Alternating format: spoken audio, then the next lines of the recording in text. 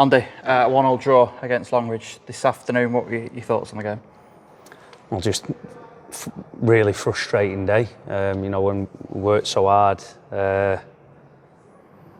training Thursday on a game plan, and it goes out the window after a minute and a half because we've just been very, very sloppy in the defensive area. And when you're a team at the minute, it's conceding goals, and that first probably 10-15 minutes, I think we've always tried to pride ourselves on not conceding early goals, but you're just not giving yourself a kind of leg to stand on after a minute and a half. And obviously when people come here, they will sit back and kind of defend the lead. So frustrating afternoon, not just down to the defensive side. I think we were a bit wasteful in the final third for the first time this year. But listen, it's a point, it's another point. I ain't going to win them all, and just the frustration side of it, I think, was there for the players today. Obviously, you mentioned there about the sort of the attacking phase of the play, and sort of the end product throughout the game seemed to be missing. Have you sort of addressed those issues after the game, alongside any other sort of thoughts you had on the game with the players today? I just felt it, when we were getting in wide areas, it was just that final cross. It either wasn't quick enough or it was hitting the first man. But I think the players will stand up and be counted on that side of it as well. It's not just the crossing side. I thought, we've had a couple of free headers in the box, opportunities to get shots off, and we've not quite taken them. So I just think again,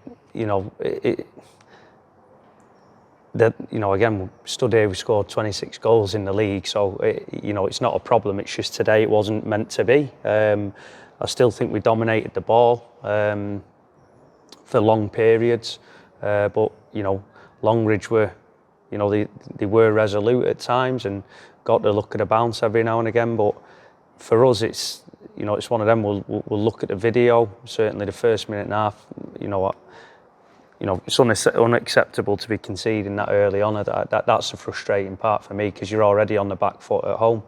But then after that, I think we tried to get a grip of the game. Probably took us about 20 minutes. We didn't really lay a glove on them till that point. But listen, I believe in this group of players. Always a positive. You can look at it, and I think is it 5 unbeaten now. So yes, we want to be winning games, but you never know where this will put you by the end of the season. Definitely. New signing Ben McKenna coming off the bench in the second half today. What can you tell the fans about him?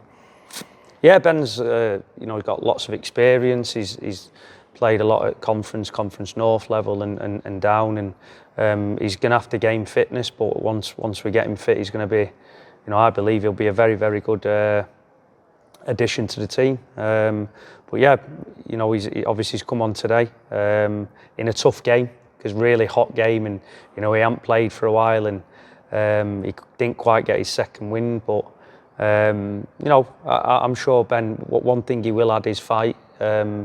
Whether it's at the top line or in the midfield, he'll fight for every ball.